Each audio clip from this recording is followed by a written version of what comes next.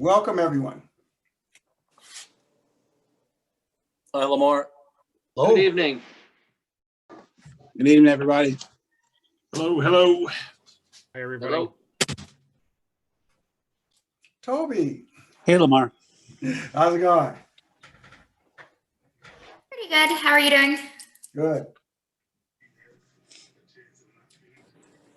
All right, so we're gonna Zach's gonna lead us out the gate. So turn it over to Zach. All right, so first thing, welcome everybody. Thanks for joining tonight. If you can right click on your name and rename if you don't have your name by your photo so we know who's here. As Lamar's talking, I'll scan through and check off and just to see who all joined. So like I saw an iPad somewhere. Nice. Is that you, Tony? No, you're No, dude, look at, you can see me, man. Don't say that. and it says Anthony. So Right, my you're in professional trouble. All right, cool. All right, so first thing, if everyone for right now could mute their microphone and also take your own picture. Not that I don't want to see Anthony all night, but stop your video because that'll make it easier and the screens will roll better when we're showing our plays, okay? As we're talking, thanks, Robert. So right in the middle there, so everyone should see the chat box. Or sorry, that was just to me. I just sent a chat to everybody that said test. Everybody should see that. If you have a question at any time while Lamar's talking or I'm talking, put it in there, and then the other one of us will be monitoring that and either politely interrupt or answer the question via chat if it's that simple.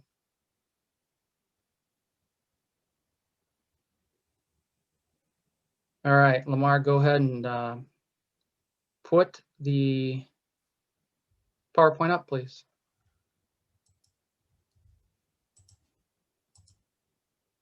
There we go. All right, so thanks for coming tonight. We do have a good mix of officials here again, as far as experience, new, middle of the road. The biggest thing that Lamar and I have a passion for when it comes to these meetings is we're trying to get better.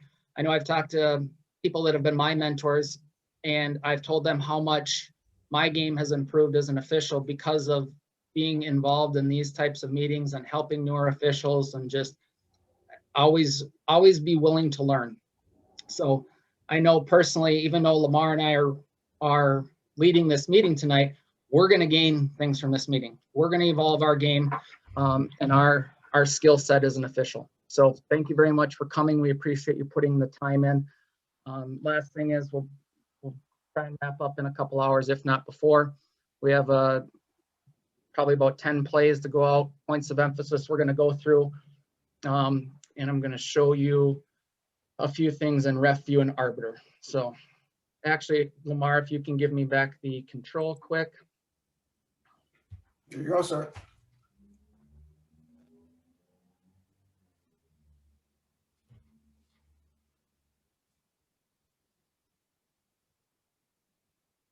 All right, so those of you that are with Gopher, bear with us. This will be the only part that is not important for you.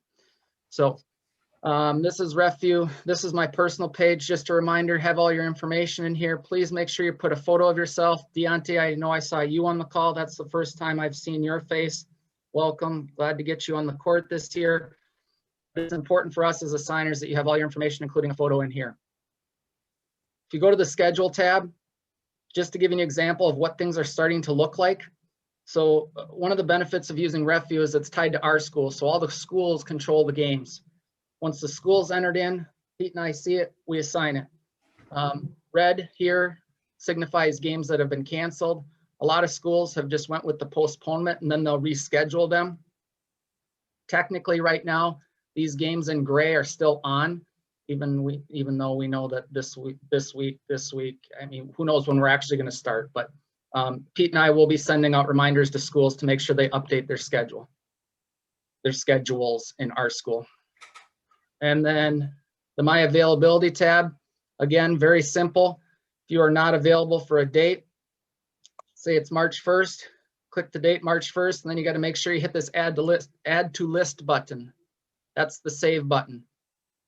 And then if you go over here for the unavailable dates, here's March 1st. If I wanted to remove it then and reopen that date, I simply click on the X, says, are you sure? I hit OK. It's gone. I'm opened up March 1st again.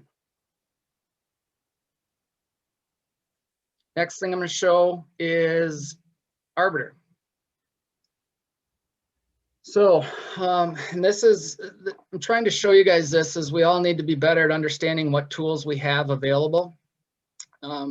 Most interested tonight in the MSHSL tab. You go to the Central Hub, MSHSL, brings you here. This is where all the information, all the communication comes from the state. Talks about your registration, your eligibility, everything is in here. If you click on basketball right here, all these documents are in here. Here's the first one. Obviously very important this year. I have this printed off. You know, you guys we should all be printing this, having it in our bags as a reminder, as we do our pre-games over the phone, in the hallway, whatever it is. But, you know, again, you need to be accountable for the information that's shared with us from the state, from our signing association, from MOA, from Gopher, whatever it is. This is all important stuff, and it's in here. It is, there's nothing more challenging than being an assigner and getting easy questions, quote unquote. Deontay, you're off the hook, you're new, you haven't been through this. So I have a little more patience for that.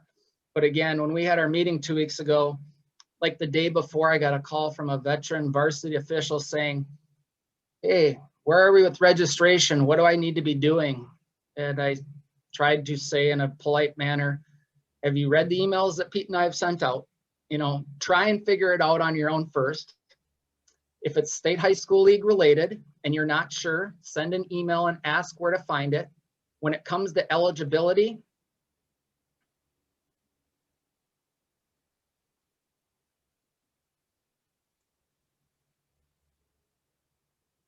so this is what everything should look like for you to be eligible for basketball. You should have all these green check marks. Say, Zach, I have a question. Yep. What is reciprocity?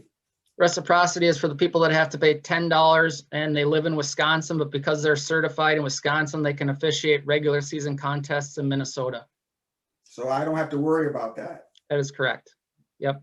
Thank you. We as Minnesota officials do not have to worry about that. So, and then this is where I always get stuck. This happens to me all the time. I get to a place and then I'm not sure where to go and I start clicking around to try and get back to where I was.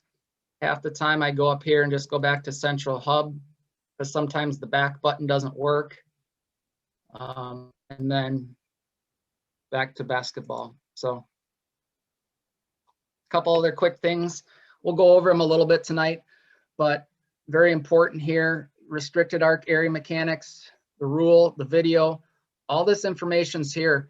We should be calling the restricted arc play at all B squads, sophomore games and above. We're not required to call them in a 9th grade game. But again, this is something that if the court is marked and you pregame with your partner and you guys want to call it, that is okay, but make sure you communicate that with the coaches because they might not have that all the time at 9th grade. But sophomore and above, we should be calling it. Uniform requirements, point of emphasis. We'll talk about that a little bit. Again, here's the flyer that was distributed a couple years ago. Things have gotten better, but we all know we still need to be uniformed police. So deal with it. It's part of the gig. All right.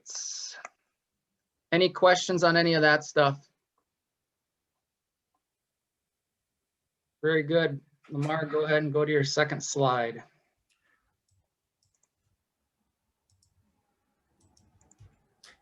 I want to take this opportunity to acknowledge the passing of Mr. Jimmy Robinson, who actually was an MOA member starting in 1982. He passed away Monday night. Mr. Robinson joined the high school league, the Minneapolis MOA joins the Minneapolis State High School League and a multitude of official organizations across the state and country in mourning the passing of basketball officiating pioneer James Jimmy Robinson, who passed away Monday, November 30th of natural causes at the age of 88. Mr. Robinson served as the Minnesota State High School League state coordinator of officials since 1991. He was a 1951 graduate of St. Paul Mechanic Arts High School and began his officiating journey in 1956 when he officiated high school football and basketball. In 1971, he became the first African-American to officiate in the boys state tournament. He also was a longtime representative of the Sections 4 and 5 on the NFHS Basketball Rules Committee. He was a longtime member of MOA and served as president from 1988 to 1992. Mr. Robinson was later recognized as an honorary member with MOA. At the collegiate level, he officiated basketball in, among others, the MIAC, the NIC, WIAC. In 1971, he was one of the first African-American officials to work basketball in the Big Ten Conference. He officiated basketball in the Big Ten for 16 years until a knee injury forced him to retirement. Mr. Robinson later became an officials observer for the Big Ten Conference. Robinson has been honored for his work with mentoring officials and the progress of the avocation of enshrinement into the halls of fame on the Minnesota State High School League and the Minnesota High School Basketball Coaches Association. He was recently honored by the NCAA with the Living Legacy Award. I'm going to go to the next slide here. But Mr. Robinson was a basketball pioneer. It would be almost impossible for you not to have seen him at one of your games because he went to a game no matter how quote unquote big that game was. And he was there, and he was always there to impart some knowledge. And if you got an opportunity to get some information from Mr. Robinson, your refereeing career was better for it. I, for one, will miss him, and I am sitting in this chair right now because of him pushing me to be the best official that I could be. One of the things Mr. Robinson stressed was that we should be rules-based officials, and we are a rules-based association. The section to the right is taken directly from the rule book, and it says, purpose of rules. The philosophy of the basketball rules is to allow two teams to play so that neither team has an unfair advantage. The role of officials to enforce the rule, the role of officials is to enforce the rules. Mechanics are the necessary tool that place officials in the proper position to enforce the rules. This manual, and this will be the rule book, is written with those purposes in mind. The philosophy that should be followed is that the rules book and manuals are the constant to which everyone has access. The official should enforce the rules as written and follow the manual as written. And what are the books they are talking about? And we'll start at the left, and this is Minnesota's own Mechanics Illustrated, written by Steve Mikowski, who's also in this meeting. We have the basketball officials, NFHS and the basketball officials meeting. We have the case book, and we have the rule book. There is no excuse at $7 a piece for you at least not to have the rule book and the case book. The high school league gives you the rule book and the case book every other year. You should have it in your bag. You should have it on your phone, because it is better to be right than to think you're right. And if you are able to go through the rule book on a play that you have a question over, you will always be right. So add these books to your officiating toolbox to assure your success as an official. We're going to head into the Minnesota State High School League points of emphasis Hey, for Lamar, real quick. 2021 basketball season. And Zach's going to take it from here. Real quick before we get to this one, there was a lot of work that went into that book from Steve, Eric, a multitude of people. That page that I show you in Arbiter has a supplemental of about 3 or 4, maybe 5 pages of things that were tweaked or corrected from the original book that went out. And if you're a first-year registering official, you will get those things and all those books sent to you. If you're returning, they're not sending them all out this year, okay? If you've lost your copy and you need another copy to purchase, that is a state high school league request. Pam Inninger is Jason Nickleby's assistant. An email to Pam to help you get that. If you can't figure out where to purchase it on the website, would work. But again, try figuring it out first. Email me first before you inundate Pam and especially Jason with any of these types of requests, or Eric or Steve for that matter. They all get plenty of emails that are warranted. We should be able to figure out a lot of that stuff on our own. So, all right, first thing here, substitution for disqualified injured player, rule reference 212.5, timer sounds 15 seconds. And the first horn 15 seconds is right away. So if I'm calling a foul, I call the foul on the court. I do my mechanics at the spot, hand up for foul, signal the foul. We're shooting two, we're on the spot, communicate to my partners. When I go over to the scorer's table, get up into that reporting area, remember this year, even more important than ever with COVID, is to not cut through people. That's always been a mechanic, to make sure you go around all the players on the floor, right? We want to keep all the players on the floor in between us and our partner or partners, okay? Get up, clear yourself into the reporting area, stop, so you're set, signal your, white, 33, push, and then if they're shooting shots, make sure that arm is directly out to the side for number of shots. If it's a spot foul, white, 33, push, out of bounds, and then you're going to be pointing back towards the spot. It is very important to do all of these mechanics twice. First time at the spot, second time at the scorer's table. Our mechanics are the way we communicate. Strong mechanics are very important. Clean mechanics are very important. Not making up mechanics are very important. That's another thing that's in that mechanics book. It's not just play diagrams, it's the actual mechanics and hand signals and things that we're supposed to be using. So back to the table. I've signaled white 33, push. We got 2 shots. They give me the open hand for 5 fouls. I walk over to the coach. Coach, that's 5 fouls. I go back to the scorer's table. Horn, please. And that's the first horn, and that 15 seconds starts now. After that, to your partners and to the player, that's 5. You get all this going before you go back and tell player that's 5. Okay? So because the coach, we don't want to elongate or make this any more challenging than it is, right? We don't want to turn it into a 30-second timeout, that kind of thing. We don't want to be in a hurry, but we always want to be appropriate and giving the right amount of times, right? The right amount of time in between these interruptions, okay? So again, we have the warning at 15 seconds. And then second horn is when that player should be ready to go in the game. Questions on that? I'll look at the chat box quick. Okay. Official warning. I think this was 1 year ago, maybe 2 years ago. We were given another tool for our toolbox.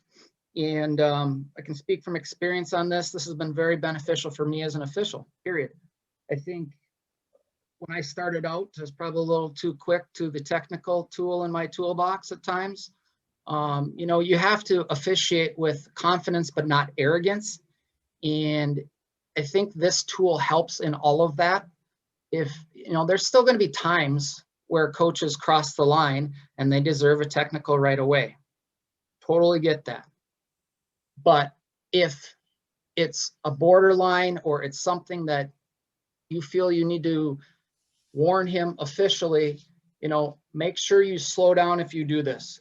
If you blow the whistle, that's a warning, coach. You walk over to the scores table, you make sure that the scores table marks it in the book. Warning, head coach. Make sure you also communicate that to your partner or partners. Fellas, I've warned the head coach. All right. This goes for any warning. Say we warn for a delay game when someone grabs the ball after a made basket and they're pressing. We're going to call a warning. Understand that if we warn it and put it in the book, our partners need to know for sure what any of those warnings may be for. Okay. So again, just use the tools. I have found very good success when I've used a warning of very rarely ever having to give a technical out after it. So, and then warnings are not necessary. They're not required. However, if you can use it, I would suggest using it. All right. So, and this is after trying to communicate with coaches, right? Listening to them when you can. If you're inbounding the ball over there, again, eyes always on the court, never during a live ball. Really this year, you know, these situations, we're going to be wanting to put our mask on if it's a dead ball and you have to have a little bit longer conversation for a few seconds with trying to explain something. Also know that, you know, if you have a bang bang call, and we'll talk about this a little bit later in a play example, but if there's a bang bang call and we don't blow a whistle, like if there's a bodies on the floor, contact, something like that, if we have no call, I'll use Lamar's line here. Everybody in the gym's frustrated. If we have a whistle, only half the gym is frustrated. Block charges, they're challenging calls. We're going to talk about those in a little bit. Understand that, you know, a coach may ask about that. Don't take it personally. If you understand and you have a feel for the game and it's a tough call, try and be a little more lenient to let them vent for a few seconds respectfully, or however it is. Coach, okay, I heard you. We need to move on. Coach, I understand if that's the way you interpreted it, then we missed it. We'll get the next one, but we need to move on. You know, and again, try and be open to these brief interactions and conversations. And if they don't listen, then you have the tools to use. Okay.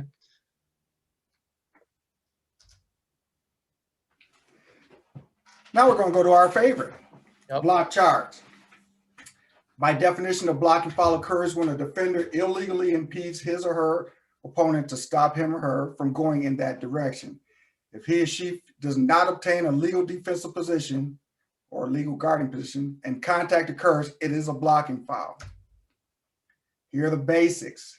And a lot of this is covered in the basketball meeting given by the high school league. Matter of fact, I grabbed the slides from the basketball meeting. All right, to correctly understand the guarding rule, the following points are critical. To obtain initial legal guarding position on a player with the ball, the defender must get to the spot first without contact, have both feet touching the floor, and initially face the opponent within 6 feet. By now, we all should know what 6 feet is now, for at least from the last 10 months. If we didn't know it before, we know what 6 feet distance is. Once the initial legal guarding position has been obtained, the defender may move laterally or at an angle or backwards in order to maintain a legal guarding position. What this is saying is contrary to what a lot of us will hear, is that the defender may move. The defender does not have to be set. Keep in mind, when a defender obtains an initial position with both feet touching the floor and facing his or her opponent, the defender need not be stationary, but may continue to move in order to stay in front of the person with the ball. Once the defender obtains a legal guarding position, the defender may raise his or her hands in a normal stance or may jump vertically within his or her vertical plane. A defender may turn or duck to absorb the shock of imminent contact. A player is never permitted to move into the path of an opponent after the opponent has jumped into the air. And a player who extends an arm, shoulder, hip, or leg into the path of an opponent and causes contact is not considered to be in legal guarding position. Guarding a player with the ball. Points to remember when a defender is guarding a player with the ball, time and distance are of no consequence. If the defender gets to the spot first and is in legal guarding position, the onus for the contact is on the person with the ball. A defender is never permitted to move into an opponent and cause contact. If a player with the ball gets his or her shoulders past the front of the torso of the defender and contact occurs, the defender has blocked and a foul must be called. In order for the defender to reobtain a legal guarding position, all guarding a person with the ball criteria must be met. When an offensive player receives a long pass with his or her back turned and places 1 foot on the floor and crashes into a legally established defender, it is a player controlled foul. The definitions for a blocking foul or a charging foul are found in Rule 4.7. Rule 4, Section 7, Article 1 and 2. One, blocking is illegal personal contact which impedes the progress of an opponent without the ball. We've covered this already in the preceding slides. Here we're going to take a look at what is a charge call. When we make this call, we put our fist in the air and then pointed forward, fist pointed forward, and player control. Here we go.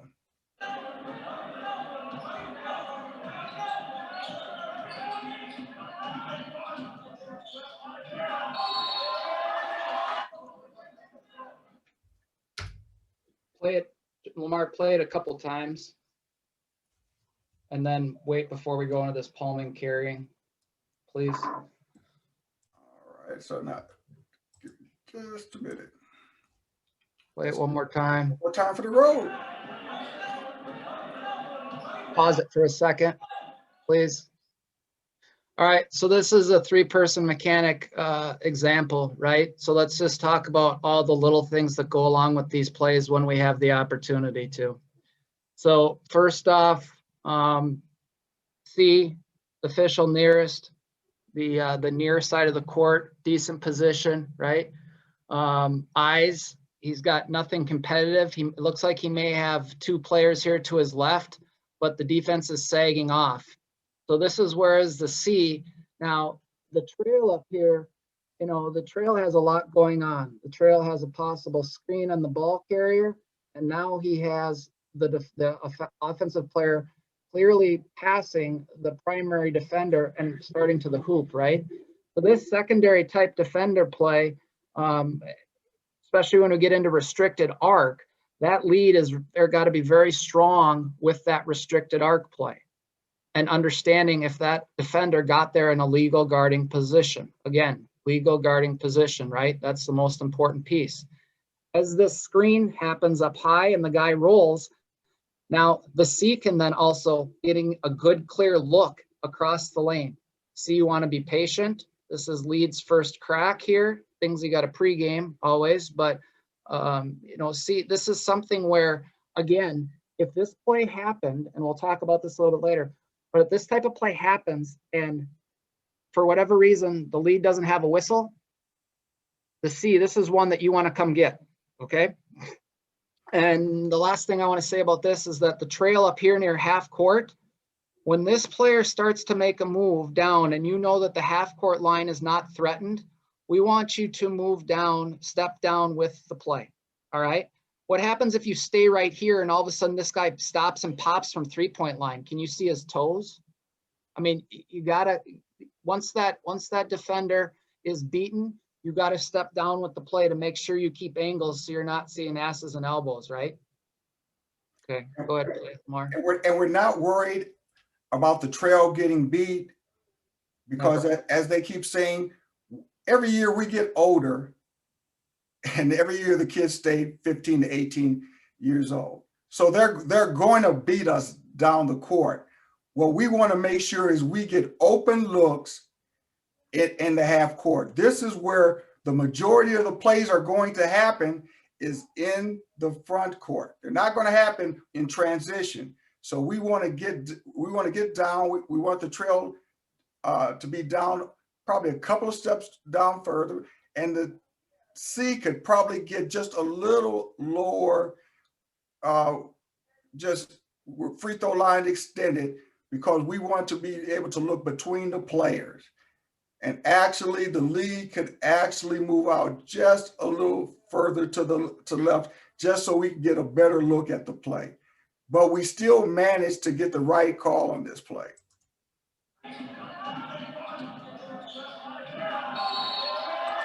So then my question becomes, what happens if we have an arc play, which Zach asked me about? In theory, the lead is supposed to be looking here.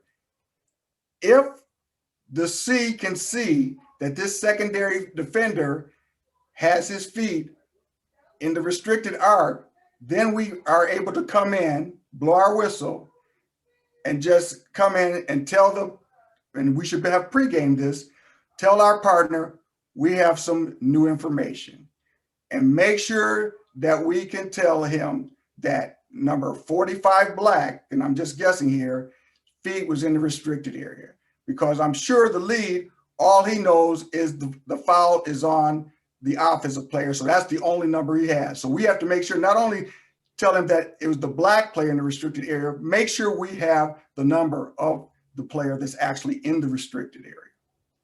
You're going to bring information. You got to bring all the information. Yes. All right, here we go, Zach. Any other feedback on that? Questions? Chat? Any other? We actually had something from in the chat and from Andy. Andy's correct. On the call, we want to point the fist away from the offending team's basket. May I jump in and add something to that? Absolutely.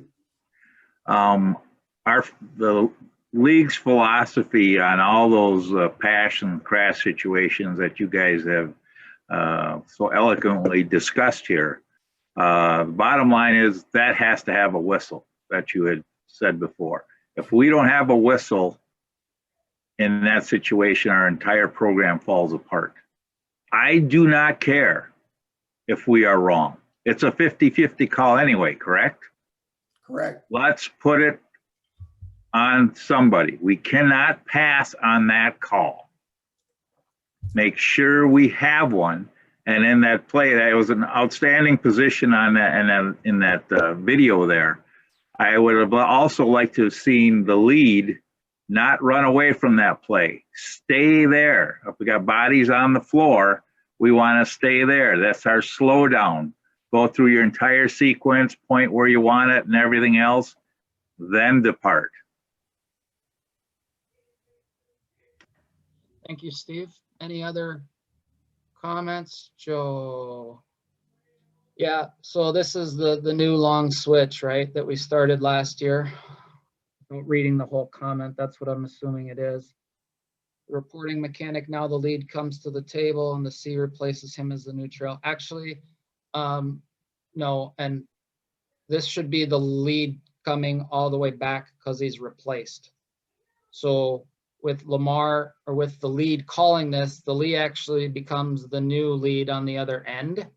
The C stays. The C's got to just freeze and hold and watch all players while these two rotate by each other outside of all the players. Make sense, Joe? And Yeah, Zach, okay. can I comment on that as well? Yep. In those type rotations, it's key for the non-calling officials to know where to go. Because as we talked about earlier, the calling official has enough on his or her mind. But if after they get done with their business at the table and the other officials have moved to where they need to, where they should go, then the calling official can just fall in line. Perfect, thanks. Austin, that is an option. So if we're gonna go hand above the head for the foul, and we're fisting, we're going the other way, it is optional to have hand behind head. You do not have to. I believe that is one of the, we do have that freedom to do hand behind head or just straight up charge, player control, however you term it at the spot. But yes, that is an option at that point. Okay. Good. Way to pick a good block charge play that we didn't have to discuss for 20 minutes on if we got it right or not. One more comment. If C is coming in, make sure notify the officials if Dan didn't spell check. Oh, if basket was good. Yeah, for sure. Yeah. So very good. That gets back to all the information. So when Lamar talked about the C coming in and saying, well, we had secondary defender in the restricted arc area, you have to come in with black 45 was in the restricted area and the basket counted. That's all the information. That's the last part to it. Thanks, Dan. Or not, you know, but you got to have that part of the information too. Cool. All right, moving on. Palming, carrying. again, this gets back to knowing definitions of dribbling and things like that. We're going to go through these slides again. This is taken from the State High School League Clinic, which the State High School League Clinic this year that we could receive credit for is on the Arbiter website as well. So you can go back and watch it. Don't believe you get credit for it if you don't do it at the time, but it's there as a resource. So even if you went to it, watched it, it's still there to go back and, again, refer to it, okay? So points of emphasis, palming, carrying. Dribble begins when we're pushing, throwing, or batting the ball to the floor before pivot foot is lifted, and it ends when the dribbler palms carries the ball by allowing it come to rest in one or both hands. So this is the mechanic for it if we have it. Anything more, if palm is vertical to ground, right? So this would be vertical. So anything more than a handshake or on the side, as soon as we get underneath, we have pause, right? So you really have to focus on the hand on this, not where the ball goes, right? How many times does it is a poor dribble that bounces high, and everyone's yelling, carry, carry. Well, you can dribble it up here. It doesn't matter, right? It's where the hand is. So that's what we got to focus on, okay? Coaches must teach proper dribbling. We're never going to get into that. They won't. Bad habits happen when they're not being coached and you're on the playground and all that. It's our job, again, to enforce this early on in the game and consistently, okay? A lot of times when I have my pregame meeting before varsity games, in the past, we've had longer time sitting in the same room. Now, again, it might be over phone call, Zoom, and hallway, whatever. But one of the things that I always go through in my pregame meeting is the points of emphasis for the year, all right? And it's something that's important. The league wants us to enforce these. They're calling them points of emphasis because they need to be called more consistently, all right? So understand that. If it's borderline and the guy's on the side or maybe just getting under, hey, 15, stay on top of the ball as you're going down the court. Maybe it wasn't enough right away. Preventative officiating, all right? Coach, that's close. Next time we might have to get that. Those little things you can say as you go by the coaches and the players to know you're looking for palming and carrying and these types of things are very important, and they help. They know you're looking for it. The one thing I'll say about this, it's very important. I think I said it, but if this is happening early, get it early. The last thing we want is this to be borderline the whole game. We do nothing about it, and all of a sudden we call it on the last drive of the game going to the hoop. We haven't done a very good job of being consistent then. So this kind of goes into the bucket of like illegal screens and, the hand contact or the pushing and holding and stuff. We want to get the first one. And if we deem it enough to be a carry, a foul, an illegal screen, whatever it is, let's get the first one. Let's get it early in the game if it's there. Don't make it up, but get it if it's there. So that way we're not making this first call at the end of the game, right? It speaks louder to our game that we're watching everything. Go ahead, roll tape. So here. So here's it's a not called. high dribble, carry. Go back one more time, thank you. I think we had one of these higher dribbles here, kind of right after he crosses over. There was a high dribble, there's a high dribble, but then here is where we get that palm underneath. He realized last second that, oh, my defender's way back there, I want to keep going. Well, that's too much, right? That's carrying, palming the ball, okay? And that creates an advantage for the offensive player against the defender, because the defender relaxes because he thinks the dribble has ended, and then the offensive player goes by him illegally. Absolutely. I'm sorry, Zach. So, no, you're good. That's perfect. So again, so we have a carry here, right? So when we blow our whistle, we're set. Our hand is up, open hand, carry, point the direction we're going, and then point to the out of bounds spot for your partners. All that should be done before you take a step, right? Slow down, hand up. We got a whistle, we got a violation, carry, going the other way, ball's on the sideline. Make sure you make eye contact with that partner. A lot of times if we're three-person, that lead would be coming up here to the C, or maybe you're the current trail and you're just going to the other end. Don't be in a hurry to get out of there. Again, what do we always want to be? We always want to be good dead ball officials.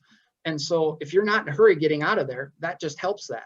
If you make this call and bust out of there, and then the other two guys are worrying about rotating, do we have 10 players? Do we have eyes on 10 players? So when we make these calls, slow down, make the call, use the mechanics, and after that, then hustle to where you got to go, right? Perfect. All right, I think one more time and then we can go. Okay. You want to go one more time for the road? Oh, yeah, that's fine. Either or. Here we go. And you're good at picking out good examples that are clear. And this isn't called enough. And that's why they continue to do it.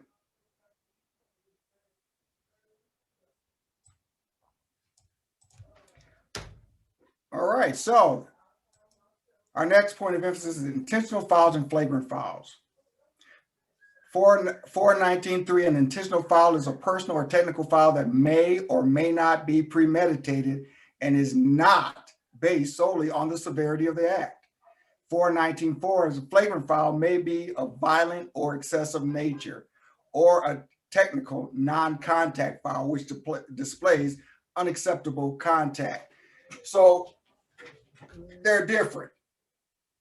Where the intentional foul, you'll have the coach say, well, he didn't mean it, but it was still intentional. We have to call that.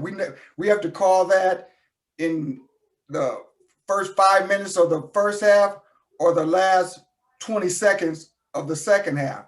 It has to be called, and it has to be called consistently, which is why it's a point of reference. And a flagrant foul, where it says it may be of violent or excessive nature, we can't call those common fouls.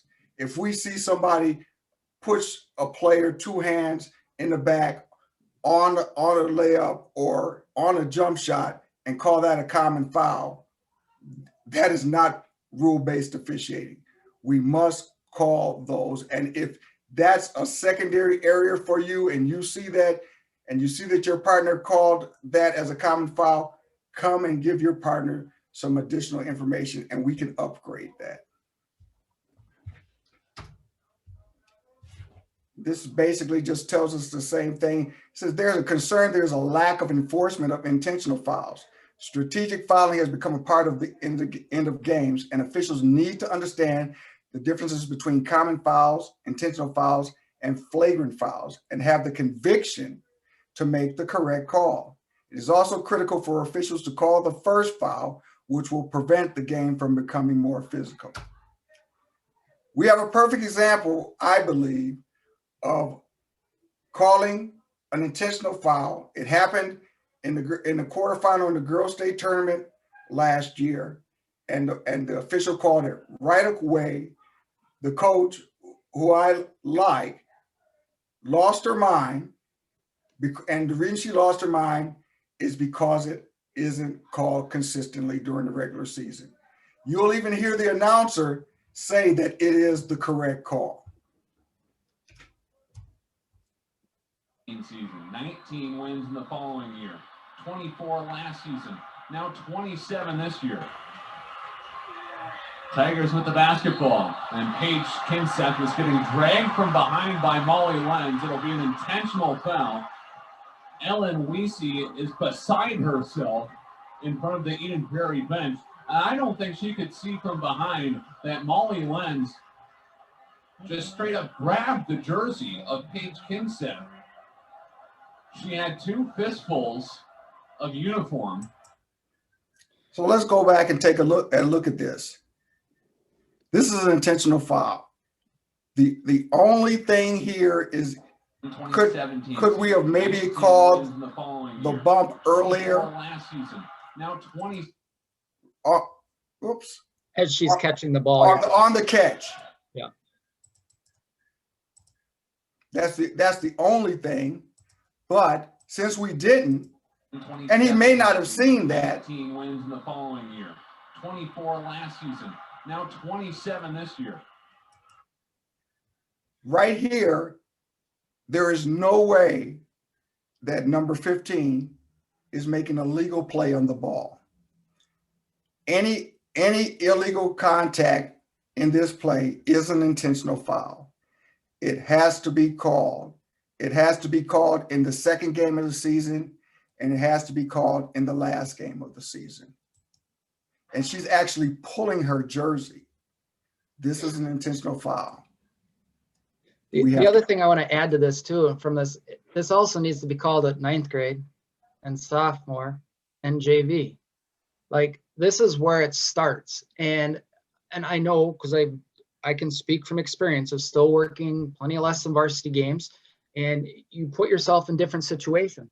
But sometimes you got to have a little more patience, because maybe the coaches don't know the rules quite as thoroughly at the university games, but then you need to take the second to explain it. All right, because this is absolutely an intentional foul. So, and again, we got the call right, but we have to have, like as Lamar said, we have to have the conviction. We have to be more consistent in this. This probably hasn't been called like this all year in any of our games when they were in a situation. We all know they're fouling, but there's still a legal way for a common foul versus an intentional foul. All right, so a couple preventative things here. Coming out of the timeouts, the female official that's up top is the C. You know, as Eden Prairie's coming out of the huddle, hey, make sure we're going for the ball. Make sure we're going for the ball. I mean, it's just a couple comments as the huddle's breaking and you're passing. We're going to be back a little bit further away when we go first horn, second horn. Here we go, ready for play. But as they're breaking the huddle and pass, hey, make sure we're making a play on the ball if you're following here. You know, I mean, those little comments in passing are just quick reminders, right? One other thing, again, Brian made a great call here. When Brian comes over to the table, what I did like is that he didn't stop and address the coach first. He came over to the table. Now, he got a little bit too close to the table, in my opinion, but I can see why. I mean, he's coming, his momentum carries him. But if he slows down here and stops, instead of dragging all the way over to right in front of Eden Prairie's bench, if he stops and actually comes up the near court for him here to report, then he doesn't have to deal with that conversation yet, right? Like, if you just stop, right? You made the call, stop. Just slow down, stop. Intentional foul, you know, and then come around the players, and then you're up by the M, avoiding this huddle right here and reporting. And then that also keeps you away from the coach that's disgruntled. And then after you call it, you go over and give her 2 seconds and explain your call. Okay. Zach, can I make a comment? Please do, Brian. Great call. I knew I was going to have to deal with the coach. Okay. So I didn't want to not stop close enough to her so that as soon as I reported it, I'm right there to be able to have a conversation with her. So that's why I kept drifting the way I did. Got it. Fair enough. And I mean, that's thinking about, like I said, I think you did a good job of ignoring it as much as possible to get over to the report at first and then have that communication with her. So appreciate that feedback. Yeah, for sure. And again, any feedback that Lamar and I are giving is not that we're perfect, and not that I've passed on this foul too much in the past, and I need to be better at calling this. But when you see the film like this and you see that the right call is made, but then you can see the little mechanics that can be tweaked, we should all improve from this.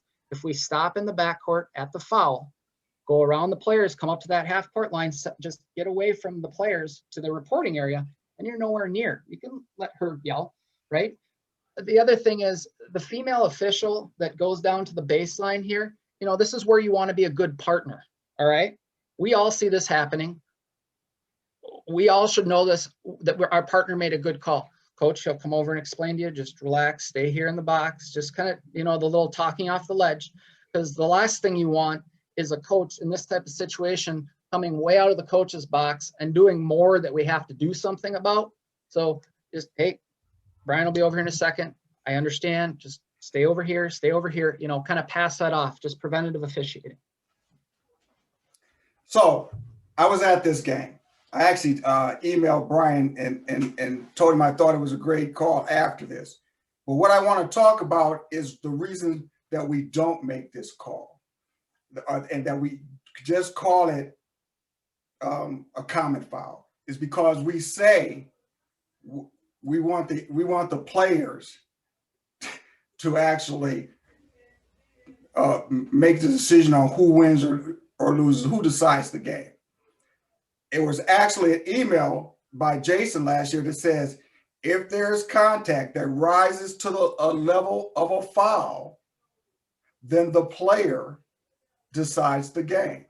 In this particular case, when this illegal contact by white 15 happened where she did not make a play for the ball, she decided that particular play. Because the reality is, Eden Prairie still had an opportunity to tie. Even with Farmington shooting 2 free throws and getting possession of the ball, Eden Prairie still ended up with the ball with enough time and only down 3. So we don't decide the game. The players always decide the game. What I also heard is that if we see contact or a violation that's illegal and we don't call it, then we're deciding the game. If we ignore illegal contact, if we ignore a violation that we plainly see and we set it aside, that's when we're manipulating the game, and that's when we're deciding the game. The athletes always decide the game. We just happen to make the calls and validate those decisions that they make, whether they're good or bad. So I'm going to go to the last slide here, which actually Steve stole my thunder on this, on crashes.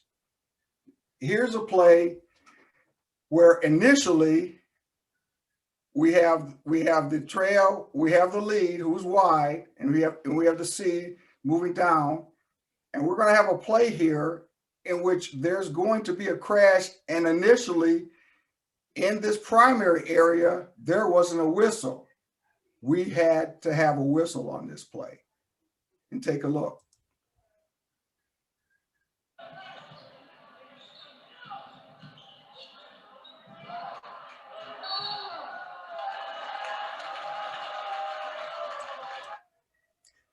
It turns out that we still ended up having several plays like that within the next 6 to 8 minutes. They kept driving to the basket and crashing. But we set the tone that if they were going to come down the lane and they were going to either run into the defender or the defender was going to illegally set himself in front of the offensive player, we were going to make that call. We had to have a call there. I was told early in my career that you have to make that call. That way only half the gym is mad at you. If we don't make that call, everybody's mad at us. And I've actually had coaches say, well, you got to call something. Why didn't you call anything? And so we had to make that call there. And there's no way. And actually, I see Dan here says he saw that the lead opened his arms, which to me was a no.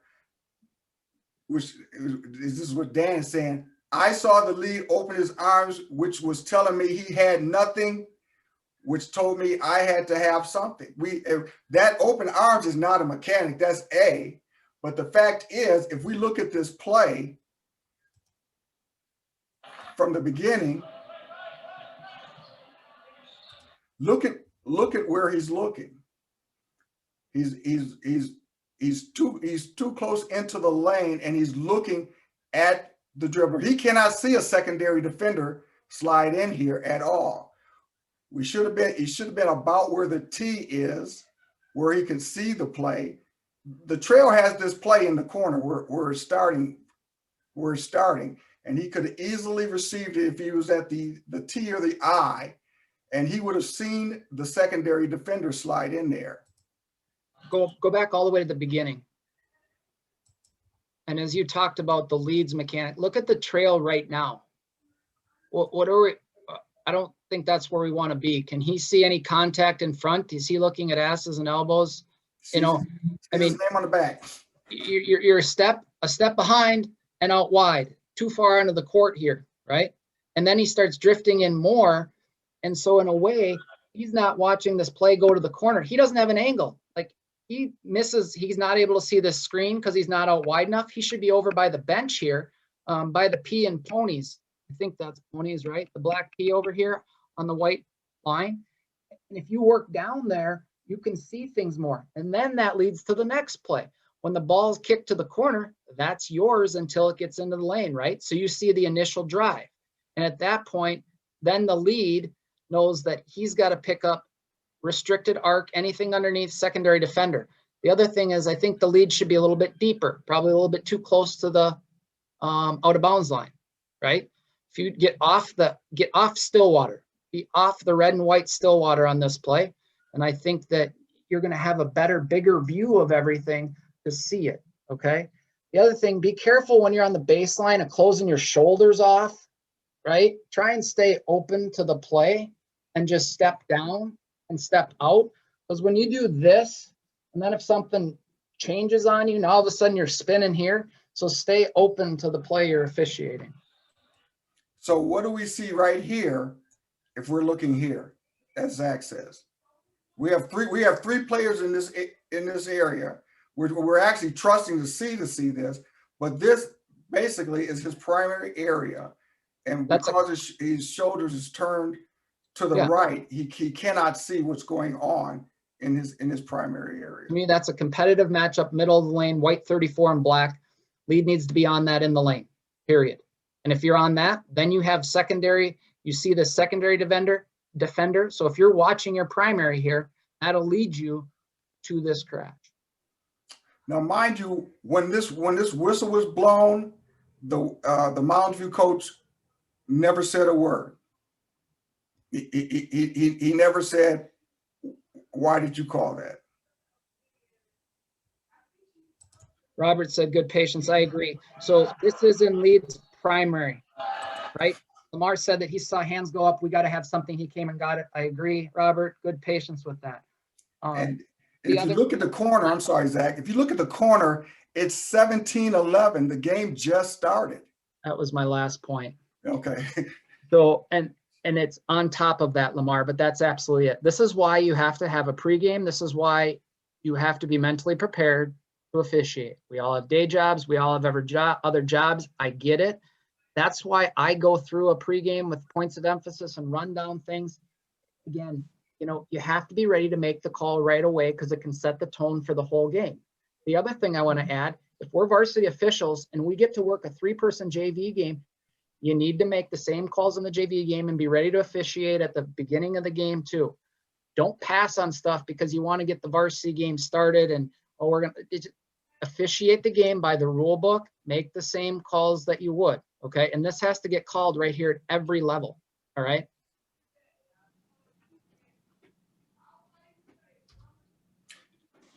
All right, real quick, while Lamar brings up the next play, again, I just want to go over a few just verbally points of emphasis. Again, I showed you where this stuff is on arbiter and that, but remember, wristbands, headbands, arm sleeves, leg sleeves, knee pads, white or black, no tan, no any other colors, white or black, and the team has to wear the same. So if you cannot have two players from the home team wearing a white headband and a black headband. Somebody's got to take it off. White or black for the whole team has to match, okay? A Jimmy Robinson reference. One of the last times I ever saw him was a section game last year. We had Cooper and somebody. One of the Cooper kids comes out wearing orange tights under his orange shorts. My partners and I looked at each other and we knew we had to do it. And sure enough, Jimmy came up and pulled on the back of the R at center court and said, those are illegal, They are. But the point is, people have let that go all year. So now we're in a section game and we have to have this conversation with the head coach, and the player's frustrated. The Cooper coach is frustrated. It sets us up. You need to make these calls. You need to enforce rules just as much for yourself as for your partners and for those partners you never work with. Because if you're the first person trying to enforce this in the section games, well, no one else has told us all year, so be it, that's the rule. That's why you have to know the rules to enforce them. So uniform police, we are it. None of us like it. It's part of the gig. So know what you're doing there. We talked about warnings. Again, we're Minnesota points of emphasis. So uniform requirements, the official warning, just making sure we're using that tool. Robert, do you want this in under varsity as well? Uniforms? Yes, I do. We've started like tucking. Okay, let me preface that a little bit, Robert. I will say in an under varsity game, that will not be allowed at a varsity game. I will let them wearing mismatched colors. That's just me, okay? But they're gonna tuck in their jerseys. I make sure they know if another, but we should at least understand the rule. So I would say don't nitpick the color stuff as much for undershirts and that in under varsity. You sure can. Make sure you're on the same page with your partner if you're gonna do so. But I know there's plenty of people that probably will not nitpick. Again, nitpick, what does it sound like, right? Will not follow all the uniform regulations for under varsity, but they're still gonna darn well tuck that jersey in every time. So Eric, are players allowed to wear masks this year? And if they are, do they need to be black or white? You know, that's something we have not addressed at the Minnesota State High School League as far as I know. So Steve, I don't know if you have any comments on that. When we I put do. together the COVID, They can wear masks. We will not hold them to color restrictions. Cool. Good to know. Tony asked that question, Tony Kell. Thanks, Tony. Good question. While we're on the uniform thing, any religious headwear, for whatever reason, needs to have a letter from the State High School League. Okay, plain and simple. They need to have it on the bench if they're going to do it. If they have to wear them, the head garbs. Head coaches, questions versus statements. Questions deserve answers. Statements do not. This gets into preventative officiating and not being over there kind of listening for what you don't need to be listening for. Concussion headwear needs a letter from the league as well. Eric, Steve, is that accurate? I guess I've never heard the question or had the question about concussion headwear. Yes, it also needs a letter. Cool, thanks. Thanks, Paul. Good clarification. Good question, Paul. Where was I? Oh, head coaches, questions versus statements. This goes into how you handle coaches, all right? And how you communicate with them. You know, they might not like this, and you got to be careful because some people will deem this being a smart aleck, and Lord knows I can be a smart aleck, and some coaches know I can be a smart aleck. But if you let them rant and talk a little bit, and then they get in there and they're just looking, I'm like, Coach, I'm not responding because I haven't heard a question. Do you have a question? You know, and if they want to be frustrated about it, let them be frustrated, vent, move on. Coach, we got to get going. Or don't even acknowledge if they're not questions, right? That's on them. If they're just ranting to rant, as long as they're doing it in their box and they're not crossing the line to get a warning or a tech or anything, we got to have thick skin, right? And let some of that stuff go, but answer questions when at all possible. They're trying to ask a question when you run by, you know, next dead ball, next time the timing is appropriate and you can get over there, you know, get that question answered. Yeah, kneeling's allowed. We have nothing to do with that. I was at football games this year, and you know, I was at Cooper actually, and half the team kneeled. They went to the front of the line. Everyone that stood was at the back. So nothing. We got no say in any of that kind of stuff. I talked about with coaches having a humble confidence, right? We have to be confident to do our jobs, but we should not be cocky in doing our jobs, right? We want to be approachable to coaches and players and have conversations and communicate. Okay, so never threaten coaches with not another word or you know, coach, I've heard enough. We need to move on. We need to agree to disagree. Try and use that calming voice, right? Don't be the right person. Pride, like we're never going to be right in a coach's mind. If he's mad, we're never going to be right.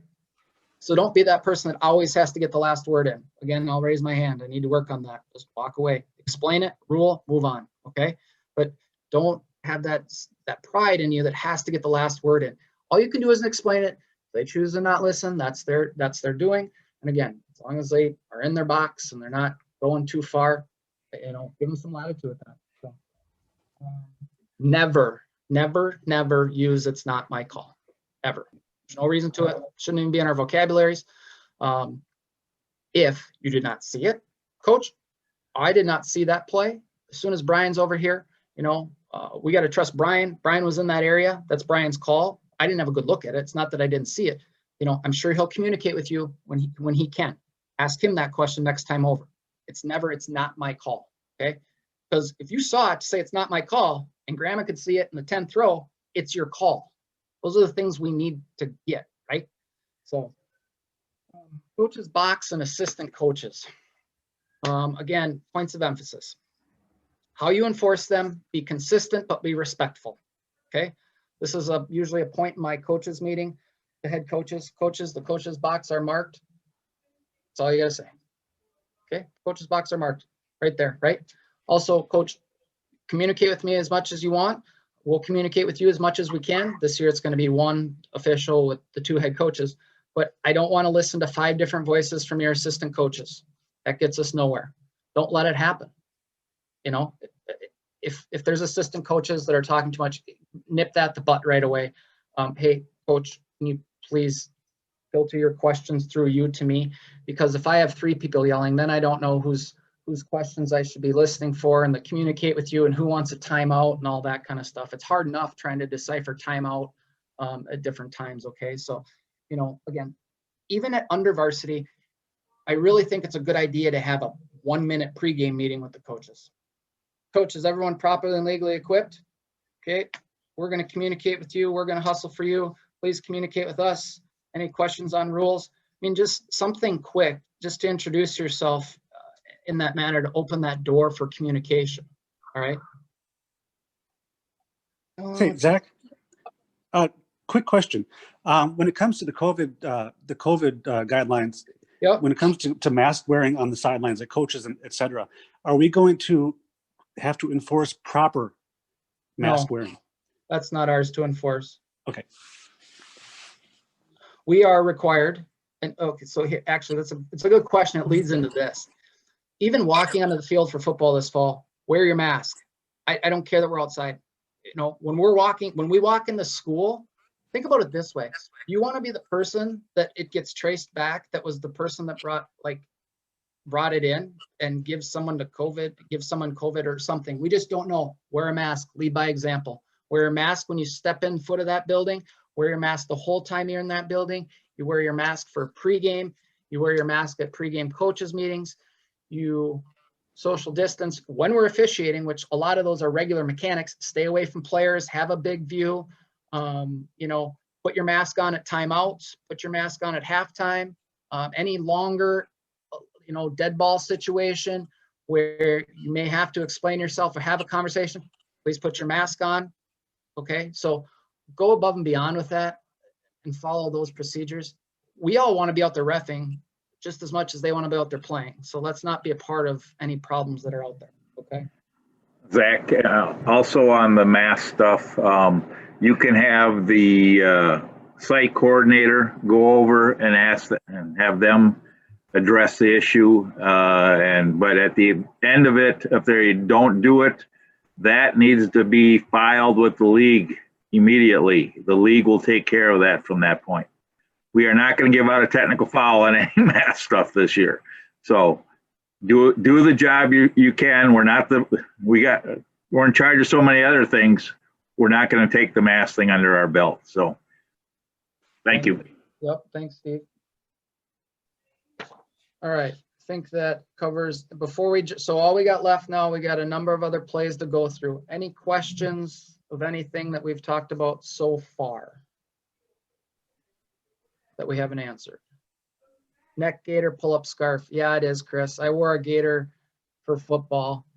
Now it's outside. I will say that I found very light black. There was a 4-pack for like $18 on Amazon, black gaiters. I will say I couldn't wear that in the gym because I'd be too warm if I had that around my neck. I went to General Sports looking for something else and walked out with General Sports.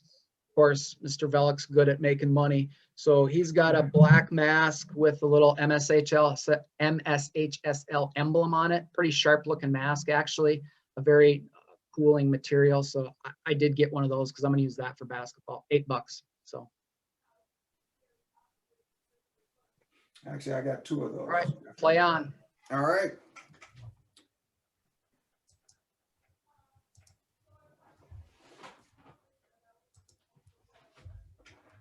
Let's look at one of the points of emphasis that they had last year, which was the handoff screen.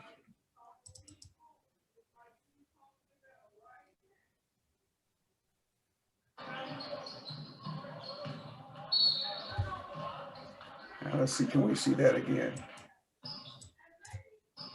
Gonna happen at the top of the key.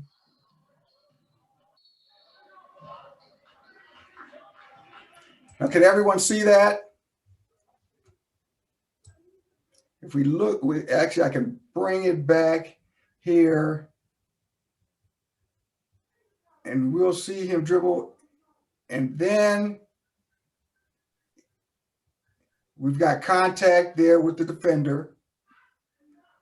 It's definitely not a legal screen.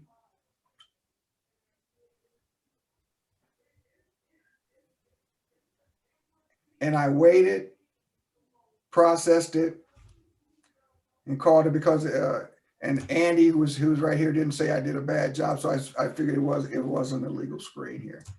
So a couple But, things about this, Lamar. What if pause it right before the contact happens? Would you?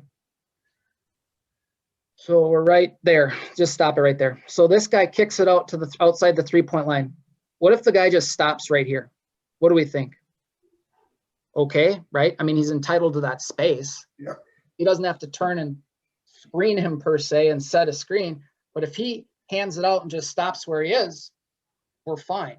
What makes this illegal is that extra step. I mean, he's definitely trying to gain an advantage, right? One other thing I'd say, if you pause it right there, and again, now we're kind of into the nitpicking stage, but again, I want you to see this and process this. So, you know, Lamar's down 26-foot line, 28-foot line in good shape to start. But as this play develops, if he's coming out here, you know, even Lamar can take another step in. Because again, if this guy comes off of it, stops here and pops, it's a tough step to get down, right? So maybe one more step down, Lamar. What do you think? Oh, absolutely. Absolutely. Yeah. Andy does a good job over here in the C of officiating space, right?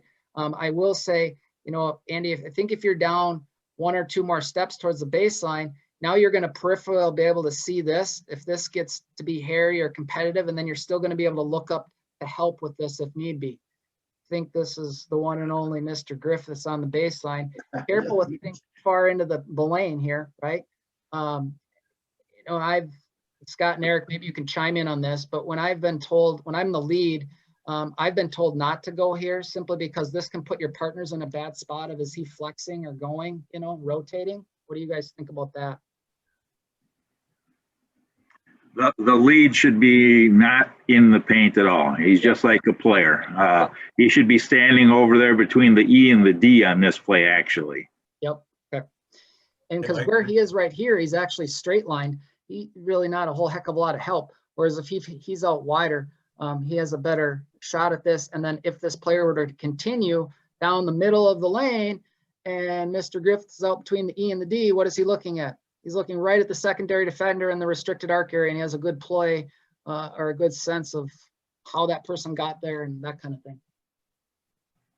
And like you said, Zach, moving down here away from the player, the players is going to their right, moving to their left. Why? Because I could still see between the players, because I can't see. If anything had occurred here, I couldn't see it.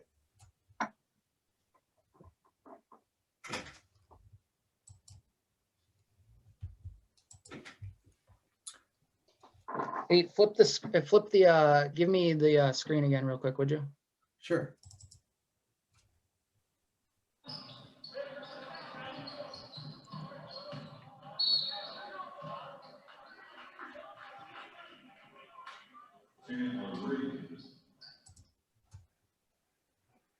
So you just want to run it back? No, sorry, not that screen. Oh. Let me share my screen real Oh, quick. you want your screen. That screen. There you go. Thanks. All right. You know, this is where I just, looking at this diagram, 2-person coverage, 3-person coverage, just brought it up real quick. You know, when you look at this diagram, I'm on the right-hand side. Look at the yellow and the red. So this is for our 2-person officials, okay? When we're coming into the front court, we need to get down lower, okay? Do not officiate space, especially in 2-person. We don't want to officiate space at any level, but I think just in general, trails need to be worked down lower, okay? But especially in 2-person. Working lower as a trail in 2-person, that will lead into good habits when you make the step to working 3-person in that varsity level, because It's really very similar, okay? Just because there's two-person, it's not, I need to be back towards half court and get back. We've already covered that. We're gonna get beat, we're gonna get beat. If you got 10 people in the lane, we don't want you at half court so that you're officiating space, all right? Get angles, work down, take one step at a time to get angles, all right? Lead in two-person, and these are the types of things, again, you need to pregame. This is just a reminder and a little philosophy about coverage, but two-person, here's the breakdown of your zone, right? Be strong in your area, don't ball watch. It's very important. Again, ball watching is a habit that if we get into when we start our officiating career, it is harder to break, and that will slow you from advancing. If you can get a handle on your primary area on a two-person mechanic system, I'll be honest with you, it's not that hard to go to 3. It shrinks your area. You got less area. But if you don't understand two-person court coverage, how are you supposed to understand 3? Like, think about it from that sense. You got to understand where your primary is, focus on your primary, slow in your secondary, right? So, we've shown some good examples of patient whistles out of the C in a 3-person. Same type of thing here. If we got a drive to the hoop that's on this side over here in a 2-person, we see this as the lead's primary. Well, if the trail is stepped down and has a good angle and the lead passes and you got a foul, if you're down here, there's a lot more credibility that you give yourself because you're in better position. You're not calling it from half court. So understand angles, don't get stagnant, but we really need to understand our coverages, okay? So just a reminder on that. Go ahead, Lamar. All right.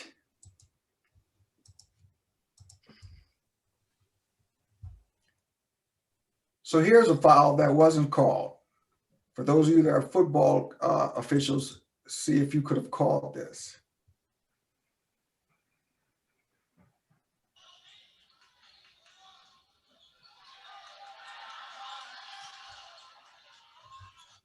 No call at all.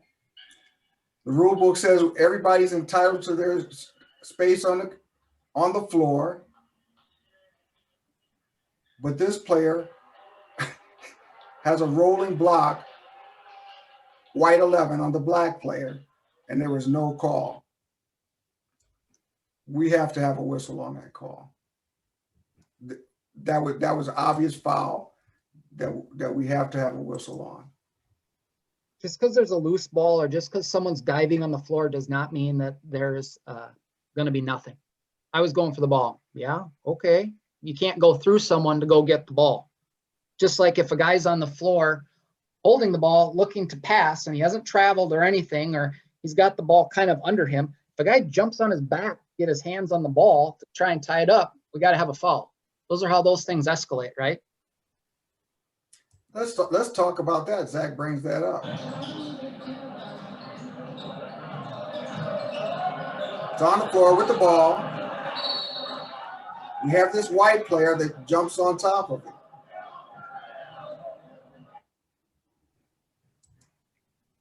Let's watch it again. Black 3 has the ball. And this player, this is not legal contact. This is not hustle. This is not, as the coach would try to tell, he was just grabbing the ball. No, he was holding black 3. This was a foul. This has to be called. I was told by an official, if this same contact happened and the player was standing up, what would we call? Just because they're on the floor doesn't make it less foul. It's a foul. That contact is a foul. If those two players were standing up and this guy jumped into him, it would be displacement. It would be a foul. This contact is illegal and it must be called as a foul, and it's not. Pause it after play. Pause it after you blow your whistle before you go out to report it. Okay, stop it there. Stop there or there, right there, regardless. What's wrong with this picture?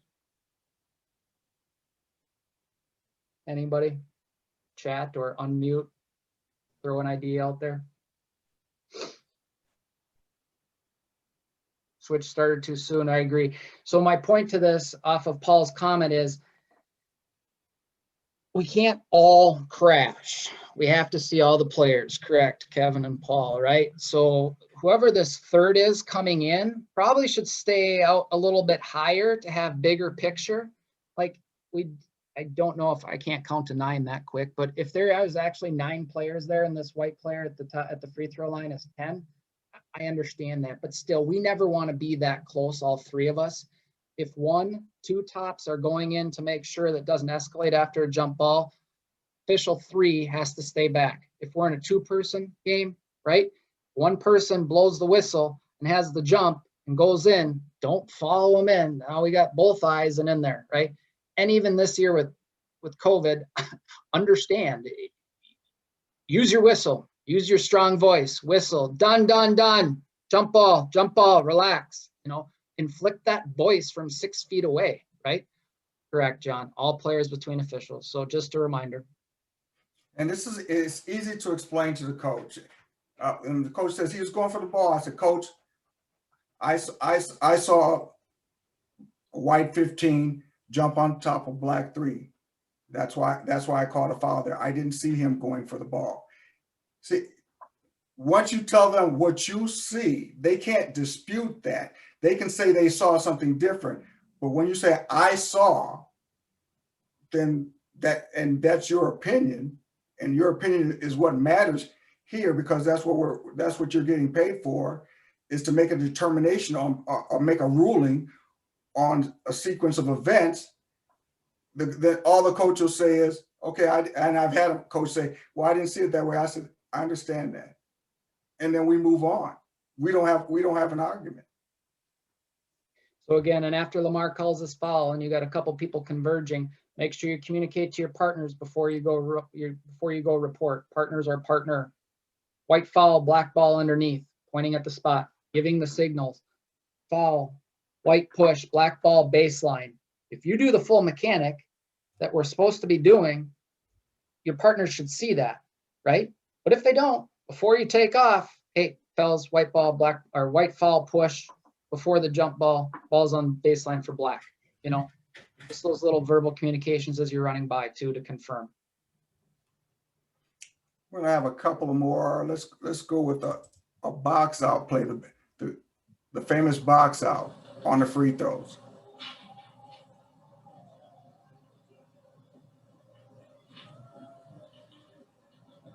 So let's see here. It could have been actually 2 fouls here. 20 is actually pushed. 20 white is actually pushing 21 blue backwards. 24 blue is who the foul was called on, and he pushed the white player out of bounds. What you'll usually hear from coaches is he was boxing out.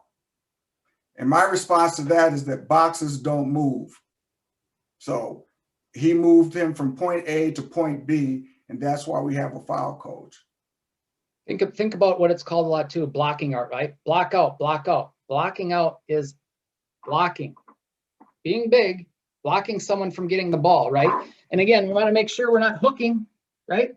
Blocking out here. If we're blocking out, holding back here, that's not okay either. Again, right? That's probably something you're going to want to talk through, especially early in the game. And if the other person that's possibly getting held, now we're talking about post position, blocking out all the post play. But if someone's got both hands behind their back like this, holding the person, that's automatic right away. I mean, we're holding him. If it's a little bit of arm release, a little bit of arm release, make sure you don't hook, communication. But blocking out goes to displacement and pushing, and these fouls need to happen, to be called. And we definitely have, I'm sure we have displacement here, but we definitely have displacement with blue 24 on the white player, only because he pushes him from the lane to the out of bounds line. In this very play, which was a correct call, why our C should be in the picture and our trail needs to be stepping down. Let's get the action on that end. Otherwise, you're leaving the lead. I mean, we're going the wrong way on this one. Trail should be stepping down instead of moving that way, and our C should already, you should be in the view, but It's invisible. step towards the basket on all shots. One step down, lead and C every time. Excuse me, trail and C every time. Free throws, that kind of thing. Good reminder.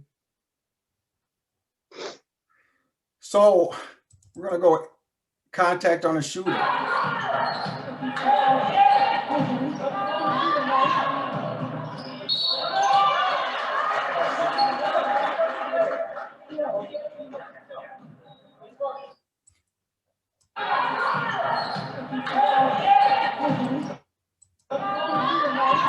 So what we have here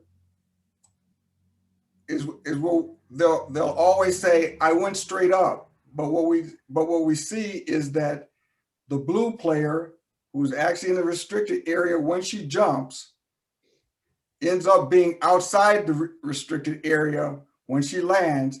And so the player wasn't legal because they went A to B, and that's why we have a foul on an airborne shooter, and we're shooting 2 shots. I explained to the coach, I said, Coach, your player wasn't legal. They went from A to B. They didn't jump straight up, and that's why we have the foul. Couple other things with this again. So Lamar picks up a rotation, decides to go, has got to go. Sounds good. We gotta see that. So right here. So like right here, I think the C, the trail here down at the near bottom of the screen needs to trust your partner and pass this to the C. I think she holds on to it a little bit too long. And because she does this, misses the rotation. We have this screen down here. Now Lamar's still here right now, but now he's going. We have all eyes going across the court, right? So again, know your primary, trust your partners, and then we obviously got to see rotations, work to see rotations. I mean, it's going to happen. You're going to miss one here or there, but even if you miss the rotation, what have we been preaching about for the last 5 minutes? Stepping down. There's 2 people. Now I can understand why the ref in front of the bench is stepping out a little bit to a degree because he sees the rotation coming. But I would even say, stop. Instead of stepping out because you know you're the new trail, that ball's already halfway through the lane. We're going to have shot. We can have pushes. We're going to just stop right there. Knowing that you saw the rotation and you got to get back. Yeah, but don't bail. Okay. And then obviously C needs to step down. The new C needs to step down. And I think it's more just that the rotation was missed. Zach, can I add one thing here? Yep. One of the best communicators we have as officials on the court to each other is the 5-second count. If the trail, especially it comes into a position, if we back the video up, where this play starts in the trail's primary and then goes into the C, she continues to keep her eyes on it. Look at that. That is, to me, that's close to 6 feet. If the trail official is not having a 5-second count, to me as a C, that tells me she's not watching the play, so that I need to pick that up. And as soon as a C would pick up a 5-second count here, that tells me as a trail official that my C now has that matchup and I can look away from it. So the best communicator we have on the court is the 5-second closely guarded count. And that, to me, that's pretty close to 6 feet, because 6 feet is from the free throw line to the top of the key. That half circle, that's a 6 feet right there. I would agree. I think that's a very good point, actually. Excellent.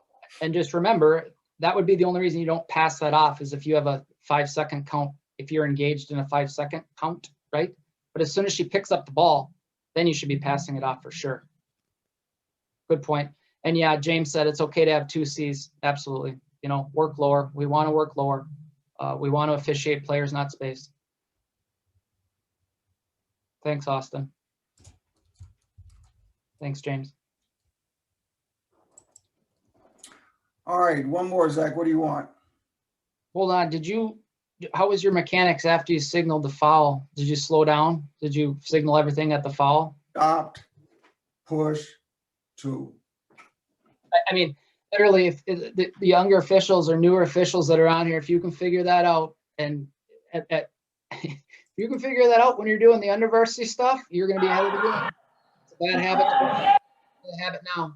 Stopping, foul, hand up, foul, 2 shots, hand up, foul, push, out of bounds, baseline. do it. You do it twice. The first one's for your partners, the second one's for the scores table. There's a push. The only thing I did wrong there is the hands went high with the shots instead of to the side. Yeah, so 2 is out to the side, right? So Yep. 1, 2, 3, whatever shots were never out in front, especially when and this comes from the table. You get over to the table, white 33 push, 2 shots out to the side. You never want to go white 33, 2 shots. If they're not paying attention or something, it can be confusing for them. So number of shots is always. All What is right, that? What is that out of bounds play? out of bounds. All right, so here's an out of bounds play. The throw in is actually going to be in the lane. And so everybody's in position here, in proper position. The C is free throw line extended and actually half a step down. The lead is wide and the trail is 27 feet, 28 feet. So watch here.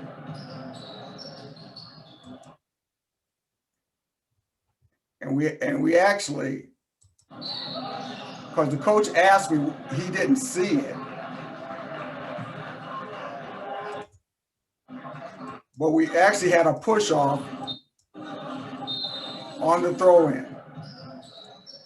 Right there. And really by rule, that was contact above the shoulders. It should have been at minimum an intentional foul because he actually hit him in the face with his left hand. I agree, Dan. You know, I think the C, I mean, if the C is working down and focusing on that play from the backside, should be a pretty easy call. The C could, and we talked about this play because this was in the first half, and we talked about this. Craig couldn't, who was the lead, couldn't see this. And Duncan said he was straight. Well, he is straight line because he can't actually see the hand hitting him in the face. All he's seen is the back of the jersey. So that just gets to the point of don't be stationary, anticipate, right? You see that lob in, don't be moving, don't take a bunch of steps, but try and get that angle by taking one full step down to see space. So I mean, you can't call what you don't see. So if you're straight line, you're straight line, right? But get in position. But this gives the trail. This is a play where the trail should be calling in the paint because it's a clear view by the trail. The trail is actually the only one that doesn't have any players that obscures his view to make this call. The C is looking in back of these 2 players, and the lead is looking in the back of what? 6 players here. So the trail has nothing but a clear view of this space. So think about this. Think about this play from a 2-person mechanic for a second too. For those of us that'll be working under varsity this year, you know, you could be inbounding over here. You're not going to have Lamar here as the trail. You're not going to have a C. But I will say that if Lamar's not in this picture, this play, the C and the lead, you might be a little bit low as the trail. But here's one where you can start down if you have all these bodies in the lane. Again, you got people coming in lane. You got one white player back here. Again, you know, 28-foot line, step down in 2-person 2 to try and help with this because the inbounder in this is really got not a very good chance of it. He's got inbounder, defender on inbounder, competitive matchup on near block. I mean, for him to see that. So if we're in 2-person here, trail, if you're stepping down to get an angle, you know, you should be trying to work to get this too. Zach, I got a quick question. If we can go back to the beginning of this play where the throw-in is on the end line. Yep. So this is in terms of this season, because we want to have extra distance between the players and we're going to bounce this ball as opposed to handing it off.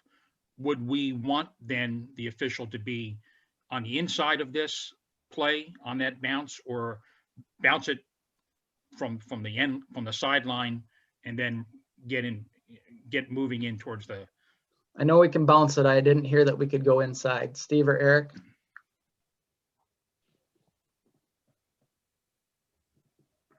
Let me get my mic.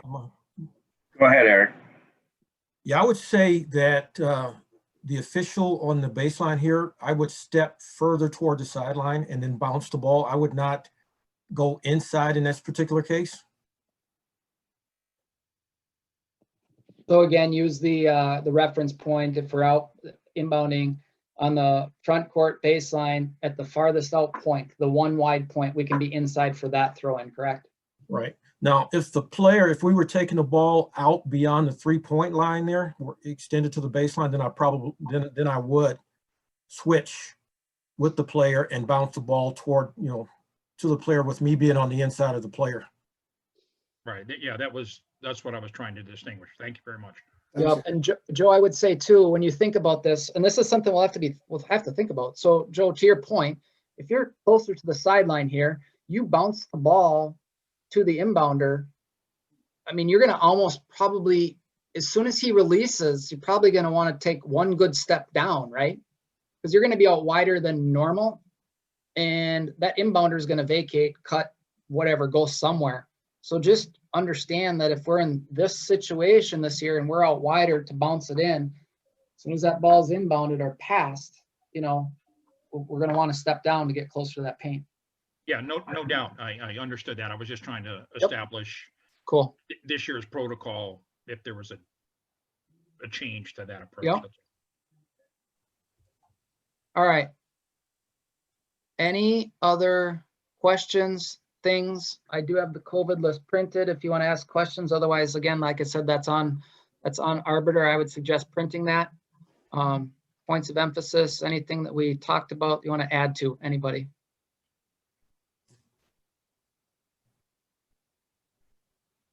Very good.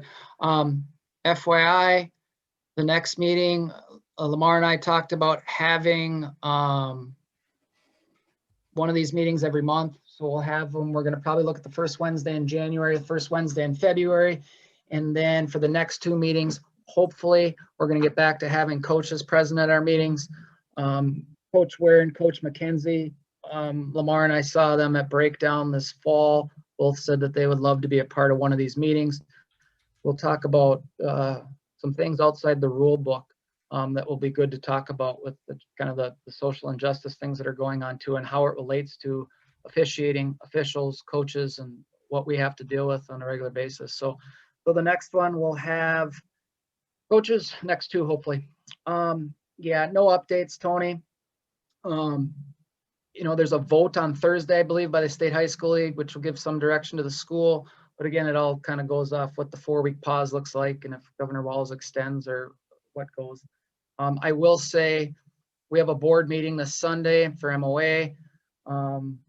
And my plan is to see what happens with this vote and see if I can get feelings from like Josh from Throw over at Minnehaha and things and some other coaches just to kind of get a sense or a feel of what we might think. And I might start assigning more of January, February in a week to 2.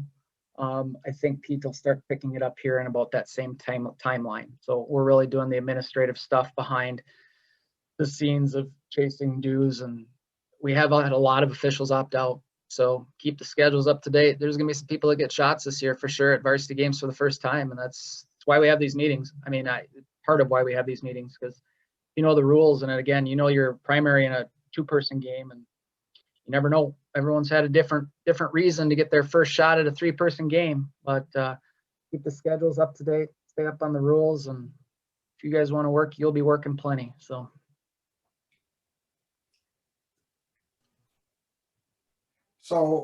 here's a question from Chris. He asked, do I have someone video my work at varsity games to review? No, I do not. Well, yes, I do. I do. The teams do it. the teams video my work. One of the things I learned from an official, and this was back when you had to get a DVD. He would stop and he would either ask the AD or he'd ask the coach, could he get a copy of today's game? What I do is when I come home, and usually right after the game, I have an email that I send out to both coaches, because both coaches videotape their game. And I ask them, say, hey, it was a great game, very competitive game. Whatever I say, I'm always trying to improve. So is it possible that you can give me a copy of today's game? Most coaches can't wait to give you a copy of the game, because they know that you're just not throwing on your shirt and throwing on your pants and doing the game and then forgetting about it, that you're actually doing just like their players. You're working on your game and trying to improve. Sometimes it takes more than one email to send it out, but I get game film from about 80% of the time when I send out email. I had like 35 games last year, and I filmed from 30. It's a great learning tool. You know, the clinic that we've had in the past, or Pete's had, the Midwest Ref Camp, there's always, that's part of that, is that you get film of yourself. You're getting it broken down with an official, with another official from another perspective. Just like tonight, I mean, I gave Lamar feedback. We all need to give everybody feedback. You need to be open to getting feedback. Coaches, sorry, one more thing, John, before I answer that.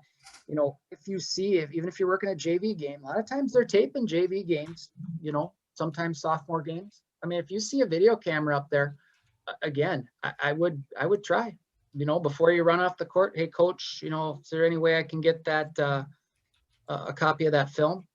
You should be able to find the head coach's information. If you just Google any school, whatever school you're at, you should be able to get to their website.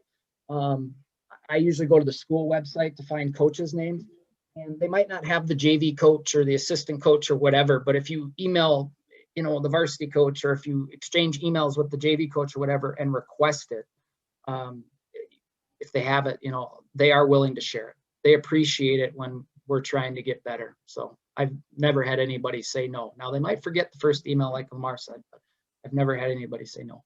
And then if you get it, share it with someone. I mean, Lamar and I share plays all the time, or, you know, we have different avenues to the Facebook group, and, you know, share it with somebody. That's how you get better, you know. Ask for feedback. When you show up to an undervarsity game, your new official, you know, newer official, I'm going to start by saying, hey, I am here working this game. Give me feedback. I want to get better. Here's a couple things I'm going to work on. You know, really, you should be open to it. The more open you are to learning and working, you can get better at every game, and you're going to see something different. So just be open to that and communicate. Give each other open feedback. You know, try and do it. So remember to say it was Dwayne Perry that I was working a game at Mount West Tonka when he asked the AD for the DVD for it, and he was instrumental in me requesting game film from that point on. And I always, when I get game film, part of the reason that Zach and I met and started to hit it off is because he was in an email chain that I had, because I would send my plays, and I would send the plays that I had questions on, and I had plays that I thought I had correctly, to get feedback from my peers. And sometimes they say, hey, you might have, matter of fact, there have been times that they've seen things that I didn't even see in the film, and I wasn't asking them for it, but they gave it to me, and that's been great. It's been fantastic. So those of you that have mentors in this group, go through your game film with your mentor, and if you are a mentor, go through your game film with your mentee, because you'll be surprised at the things that you'll pick up by having to go through video situations with other people. David, no new protocols, but I would say, kind of just like some of the mechanics we talked about are even more important. Checking in is even more important, because you're going to want to, when you check in, ask for confirmation. You're going to have to ask, you know, are we in a hallway? Do we have a place to secure our bags? Some of those general things. Like, again, some schools I think will have a place for us to change, some will not. You know, it's going to be very, very, very variable this year, just like everything is right now. So, no, protocol's the same, but it's even just as important as ever to do it, to make sure you have all the information too. and checking in with your partners. You know, we're not going to be there as early. So, I mean, hallway pregame, Zoom pregame night before, 5-minute phone call on the way to a game, you know, whatever it is, make an effort to do it. So. Okay, my water's out and my voice is dry. Thank you everyone that showed up. A special thanks to Eric Gray and Steve Mikowski from the High School League for showing up and giving us some answers to questions that Zach and I couldn't answer. It's been great to have you guys and gals here for the meeting. Yeah, and we'll continue to have this open to everybody. You know, Eric and Steve share it with some of the Gopher guys there in Austin, some guys. I mean, this is about basketball. It's about officiating. It's not about what group we work for. It's about getting better as a group. So thank you guys for joining and giving feedback. And I'm very happy to see Anthony's beautiful face. Thanks for being here tonight, guys. Thank you. Thanks. Thanks, gentlemen. Have a good night. Tony Schreiber, I did my tip of the hat for you putting up your 9th grade picture on your. That was just 2 years ago. Hold on, man. What? No, thank you. Hey, thanks, guys. All right. Lamar. Good Yep. stuff.